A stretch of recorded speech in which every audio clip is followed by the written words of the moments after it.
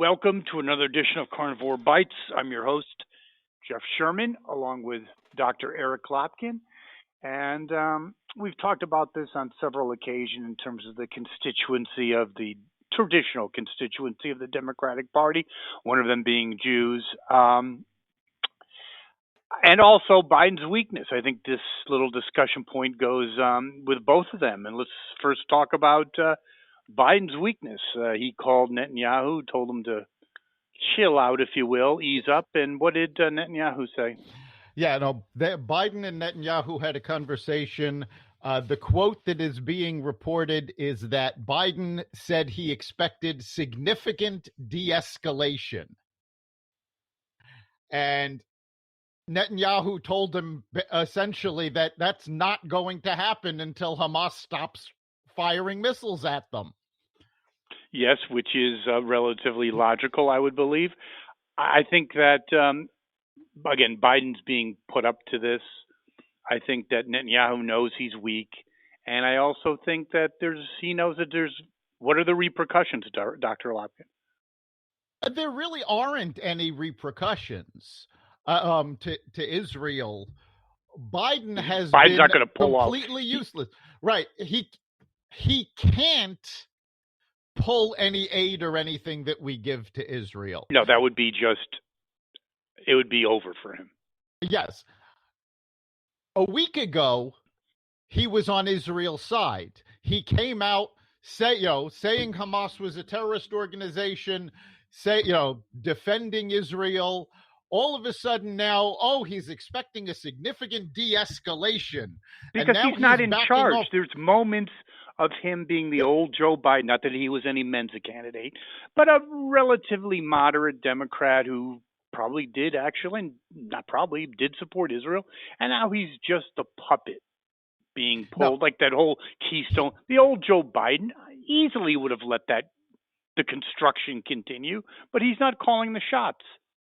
No, he's kowtowing to the left end of the party. I'm guessing, we've speculated a lot as to who's pulling the strings. On this one, I'm guessing it's Kamala Harris. Because quite frankly, Harris has always been aligned with the squad.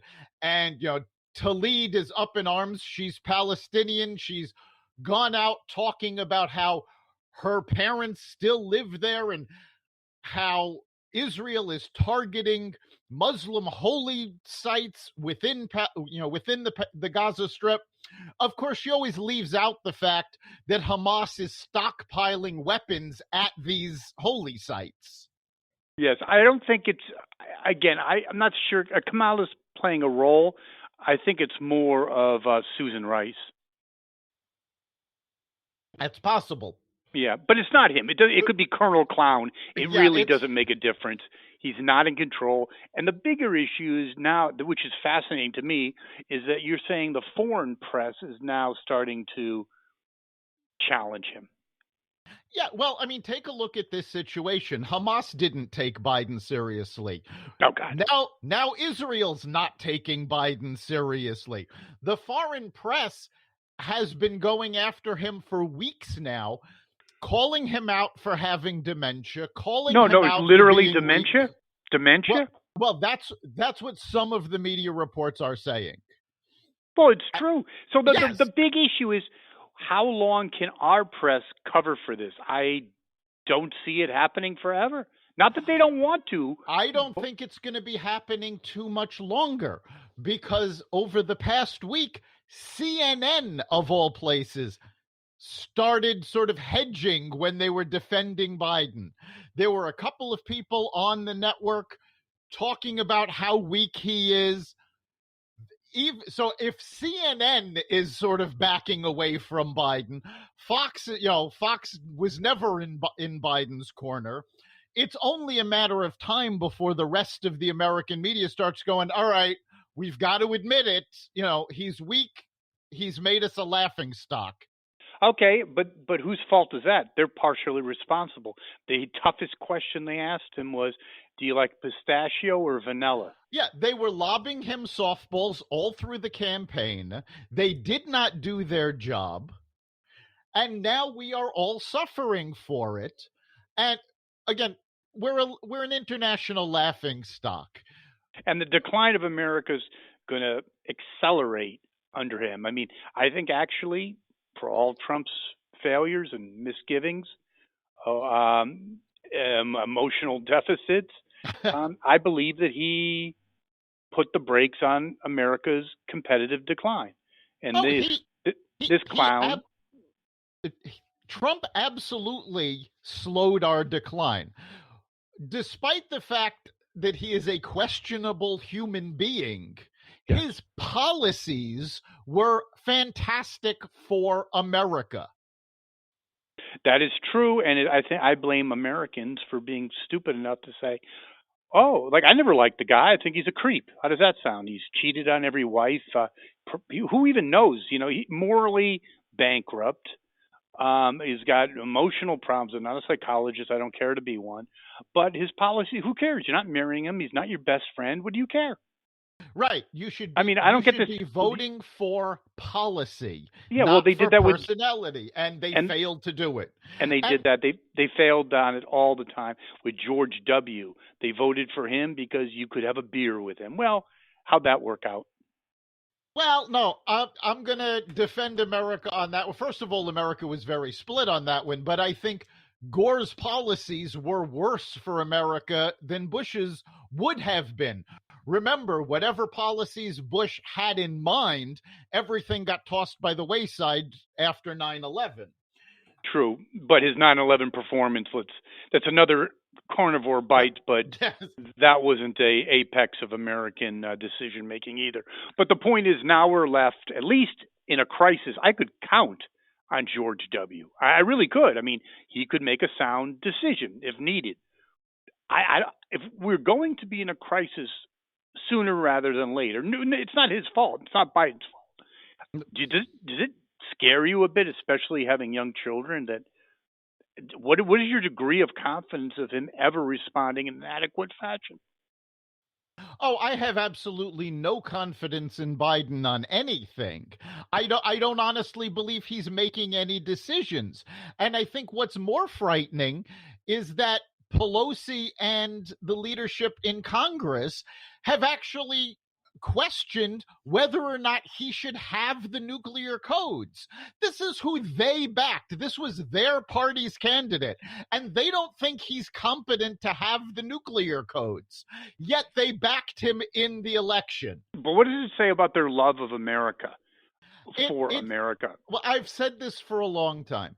They don't care about the people. They don't care about the country. They care about their jobs and their power, period. It's all about power and their jobs. I would agree with you 100%, but you got to have a sense of humor in life, and Netanyahu just clicked down the phone and probably had a bagel with some lox and said, "Oh God, what a clown." And the rest you also have but Putin and others are looking at. Go ahead. Yeah. Netanyahu had a fantastic relationship with Donald Trump. Fantastic. He knows that Trump was the best friend Israel had in America going back probably all the way to Reagan. Yes. So he doesn't care what Biden does. Remember, Obama was also not a friend to Israel. Israel is used to the Democrats not backing them now. They don't care. The international community doesn't care what America does anymore. Very, very sad. Let's finish on that one. It's, elections do have repercussions. And I just want to throw out one more thing.